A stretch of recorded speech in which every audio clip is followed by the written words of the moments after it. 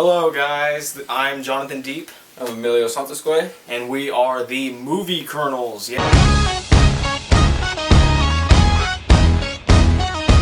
This is the 23rd film in the James Bond franchise, or the 24th, doesn't really matter. All you need to know is that there is a lot of them, and this is the newest Daniel Craig James Bond film in the series. It might be his fourth and final time playing James Bond, and I gotta say, for a film that has been hyped around for about 3 years now, I am a little bit underwhelmed. How do you feel about this movie, Emilio? I was, in fact, extremely disappointed. He was extremely disappointed. We didn't get to see the Daniel Craig Bond. First, I'm going to talk about the good.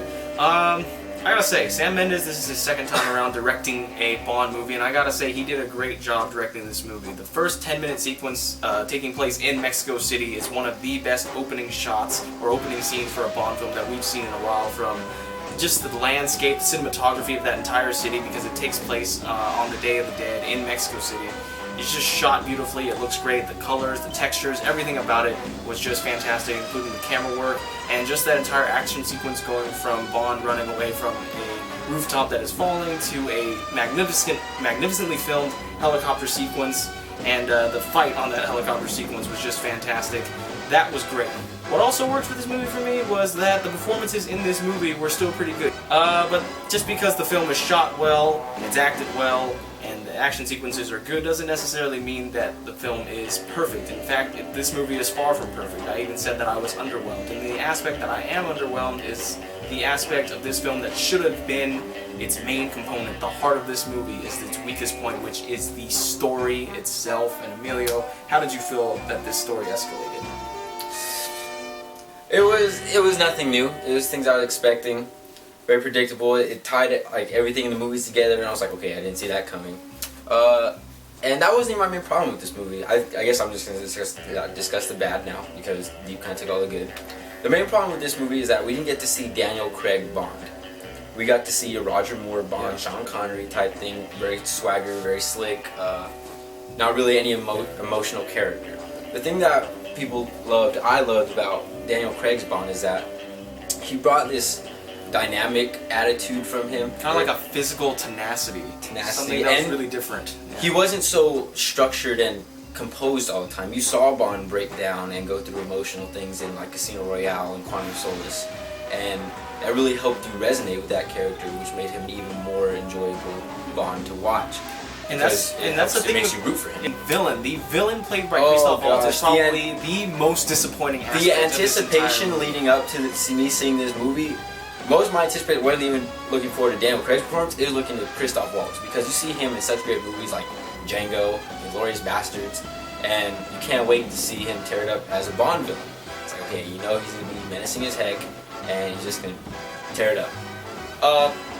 It's kind of hard for a villain to tear it up when he's got like 5 minutes of screen time. Honestly, yeah. And the problem with Christoph Waltz's character is he plays a Oberhauser. I forgot his character's first name. Frank? Yeah, Franz, whatever, Oberhauser. Franz. Yes. Never once did I feel like his character was super threatening.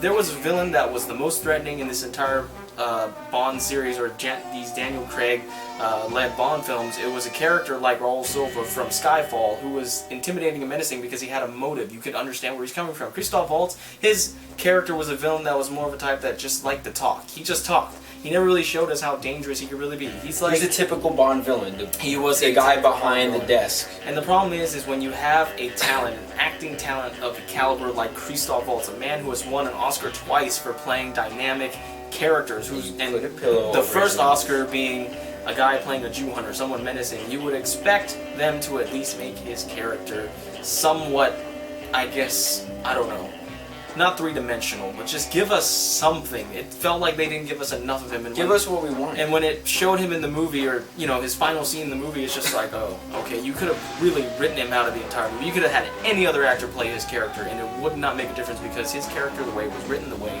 that it was executed, it just felt really flat. Why don't we go ahead and go into our ratings now? If I were to rate this from 1 to 10, or 1 popcorn bucket to 10 popcorn buckets, I really love the way that this thing was filmed. I really love the performances. Some of the action sequences were just fantastic. So in that regard, I'm going to give this movie it's on the brink of being a 6.9, 6.8, but I'm just going to round it up to a a 7, just a solid 7 out of 10 popcorn kernels, and that's me being nice since it is on the first review. So what are you gonna give this one, Emilio? I feel like the more you talked about it, the more you disliked it. Yeah. So go ahead and. I am not as nice, and I don't like what the director did. I do appreciate the performances and stuff, except Christoph Waltz, because or you know what, he stole scenes that he was in, but it was the director's fault. And I'm gonna give it a 6 out of 10. A 6 out of 10. Wow. It did not. It was disinterested me. I fell asleep in the theater for like 5 minutes. He did fall asleep. He fell asleep. I was bored. I was legitimately bored of that movie, and then man. he woke me up. I did have to wake him up. Yeah. When he says he doesn't like the director, I don't think he means anything. I didn't like what the director did. Yes, directors. No and writers, offense it to felt what's like, his name? Sam Mendes. Sam Mendes. Yes. You did good on what he We did. should probably cut that out of the editing. But yeah, that is our review of Spectre. Thank you for tuning in to the Movie Kernels. I'm Jonathan Deep. I'm Emilio Santos.